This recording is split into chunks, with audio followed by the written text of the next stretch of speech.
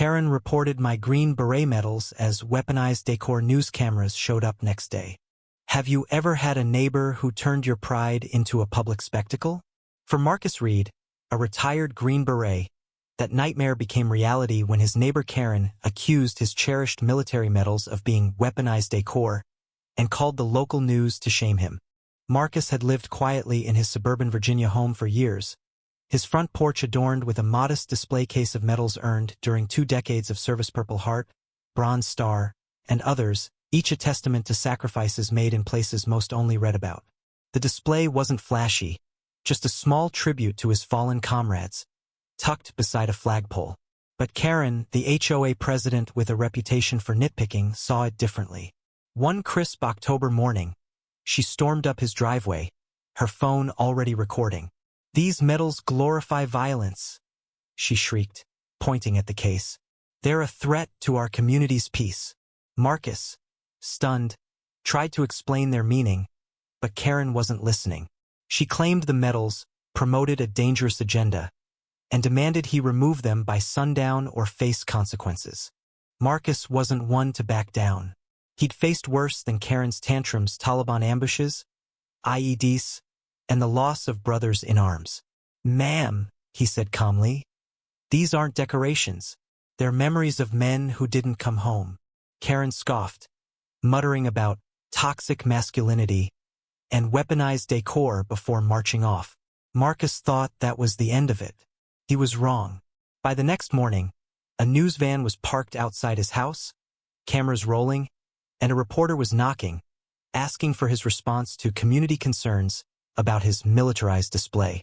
Karen had called the local station, spinning a tale of a threatening veteran, unsettling the neighborhood. The reporter, a young woman named Emily, seemed skeptical but pressed Marcus for a statement. He invited her in, offering coffee while explaining the medal's significance, each one tied to a mission, a moment, a life. Emily listened, her notepad filling with details Karen hadn't mentioned. The Purple Heart from a shrapnel wound in Fallujah, the Bronze Star for pulling a wounded teammate to safety under fire. As Marcus spoke, Emily's demeanor softened. She admitted the station had been tipped off by an anonymous resident, but hadn't verified the claims. Marcus didn't name Karen, he didn't need to. The truth was starting to unravel. What Marcus didn't expect was the wild card. His 15-year-old neighbor, Jake, a quiet kid who mowed lawns to save for college. Jake had overheard Karen's tirade and recorded it on his phone.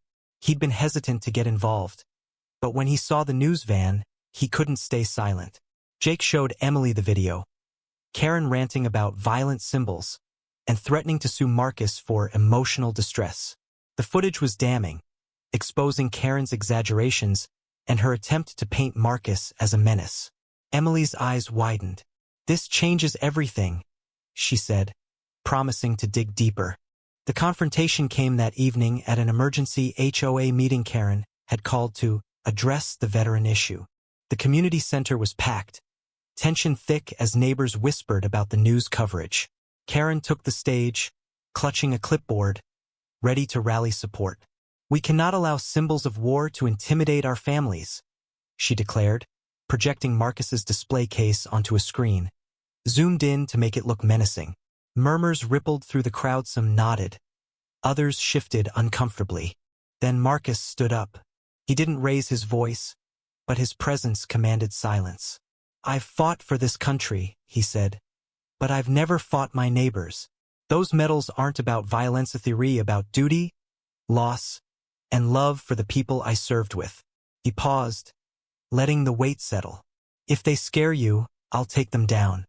But ask yourself, who's really trying to intimidate who here?" The room was still, Karen's face flushing as eyes turned to her. Jake, emboldened, raised his hand. "I have something to show." He connected his phone to the projector, and Karen's video played, her voice shrill, accusing Marcus of weaponizing Decor and threatening to make his life hell. Gasps filled the room. An elderly woman, Mrs. Carter, who'd lived through her husband's Vietnam service, stood up. "Karen, you should be ashamed. That man's a hero, and you're making a fool of us all." The crowd erupted, some clapping, others shouting at Karen to explain herself. Karen stammered, claiming she was protecting the community. But her words drowned in boos.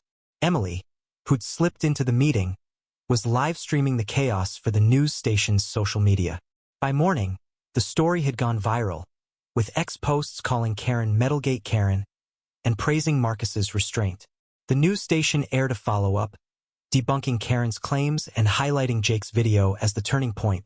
Karen's HOA presidency was voted out that week, and she faced a barrage of online backlash, her own words replayed endlessly. She retreated, her for sale sign appearing days later.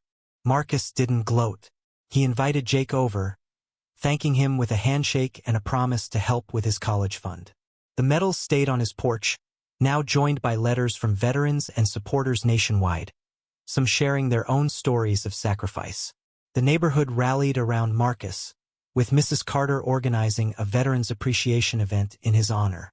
As Marcus stood at the event, surrounded by neighbors now proud to call him one of their own, he felt a weight lift not just from the ordeal, but from years of carrying his service in silence. This wasn't just about medals or a nosy neighbor. It was about truth cutting through noise, about a community choosing honor over outrage. Marcus's story reminds us that courage isn't just on battlefields, it's in standing firm when your character is attacked, in a kid finding his voice, in neighbors standing up for what's right. So, what do you think? Was Karen's outrage justified, or did she cross a line? Share your thoughts. Let's talk about where pride and prejudice collide.